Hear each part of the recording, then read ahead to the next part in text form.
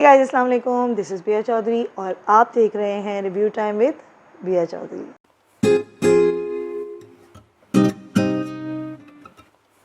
कैसे आप सब? उम्मीद करती हूँ ठीक ठाक होंगे, खुशबाश होंगे, अपने अपने घरों में खुश और आबाद होंगे।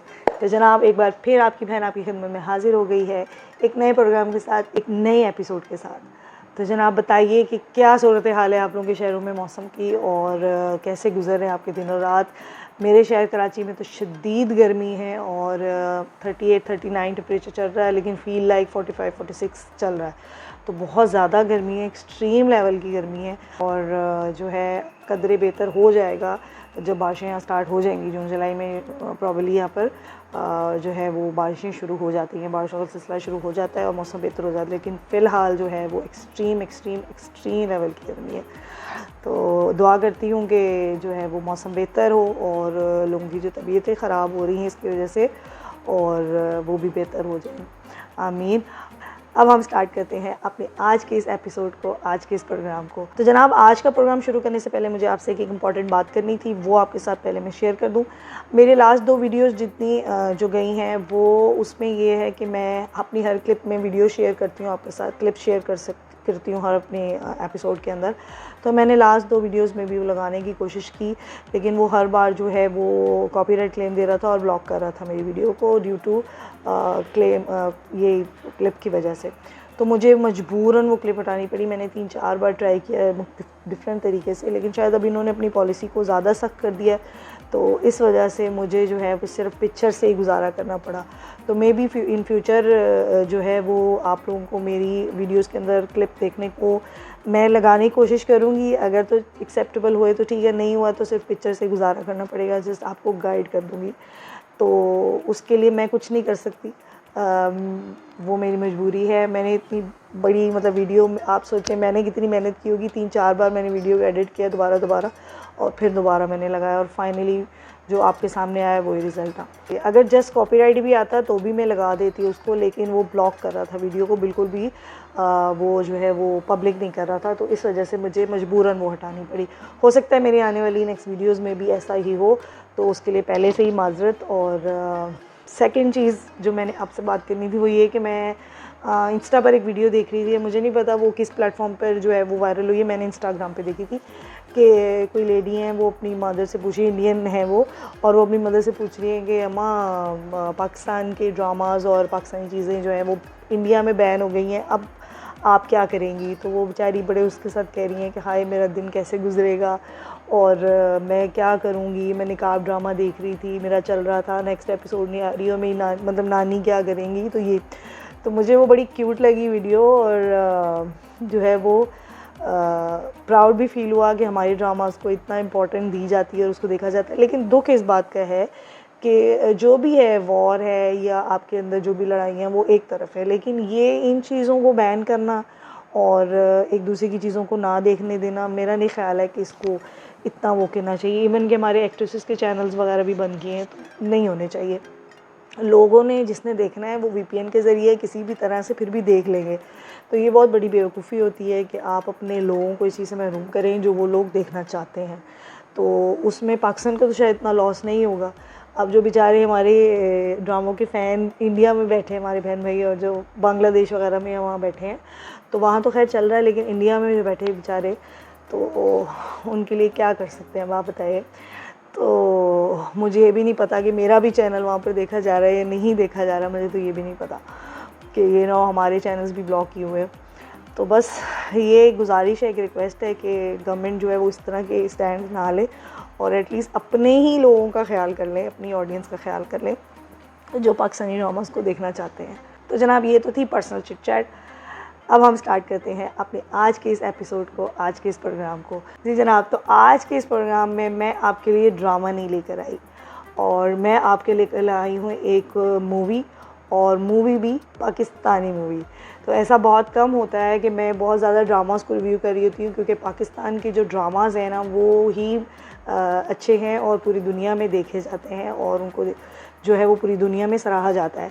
लेकिन बहुत कम ऐसा होता है कि हमारी मूवीज़ आती हैं जिन्हें बहुत ज़्यादा एप्रिसिएशन मिल जाती है और उसको सराहा जाता है।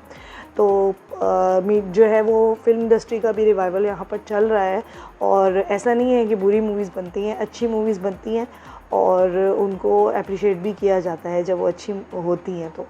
और दूसरा मुझे जो रीज़न लगता है पाकिस्तान में फ़िल्म इंडस्ट्री के को इतना अच्छा जो नहीं हमारा वर्क करती, उसकी रीज़न एक ये भी हो सकती है प्रॉब्ली हमारी जो कल्चर है और हमारी सोसाइटी जो है वो कम ही अच्छा समझती है इन चीज़ों में कि आपको फ़िल्म में काम करना चाहिए या फ़िल्म इंडस्ट्री साइड पर जाना चाहिए। तो ये भी एक रीज़न हो सकता है, लेकिन अब फ़िल्म का रिवाइवल चल रहा है, लोगों की सोच चेंज हो रही है और वो इस इंडस्ट्री को भी रिवाइव करने की कोशिश कर रहे हैं। और बहुत कम ऐसा होता है कि मैं किसी फ़िल्म रिव्यू के साथ आऊँ और वो पाकिस्तानी फ़िल्म मूवी हो। तो जनाब, आज मैं खुश हूँ इस बात से कि मैं एक पाकिस्तानी मूवी का रिव्यू कर रही हूँ और प्राउडली इस फिल्म का रिव्यू कर रही हूँ। तो जनाब चलते हैं और रिव्यू शुरू करते हैं। आज जो मूवी मैं रिव्यू करने के लिए आपके साथ लेकर आई हूँ वो है ये दीमक। दीमक मूवी जो है, जैसे कि नाम से आपको अंदाज़ा हो रहा है कि ये एक हॉरर मूवी है। मैंने बहुत सारी इंडियन मूवीज़ भी देखी हैं जो हॉरर होती हैं, लेकिन आज तक मैंने इस किस्म की हॉरर मूवी और इस किस्म का ट्रेलर इंडिया का भी नहीं देखा। तो बगैर टाइम ज़ाया किए चलते हैं और सबसे पहले इसका ट्रेलर देखते हैं और फिर इसके ऊपर बात करेंगे। तो चलिए।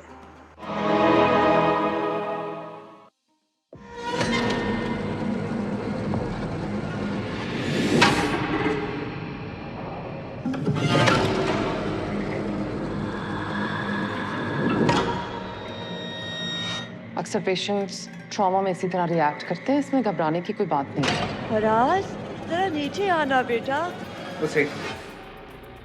इस शादी में 3 लोग हैं, मैं, फराज और उसकी माँ। तुम अगर मामा का थोड़ा सा ख्याल कर लिया कर, खुश हो जाएंगे।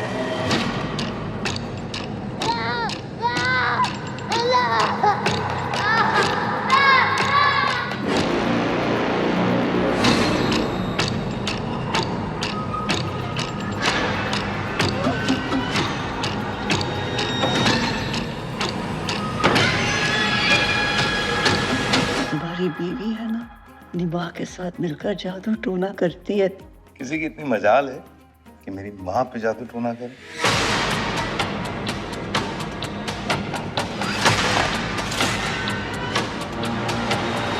आज भी कितनी हसीन लगती है।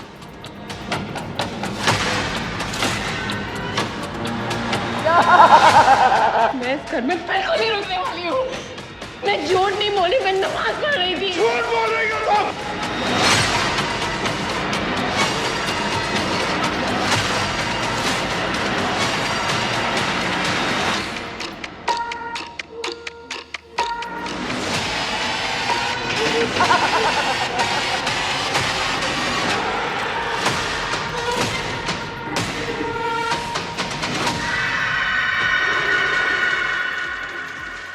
यहाँ आओ मेरे पास।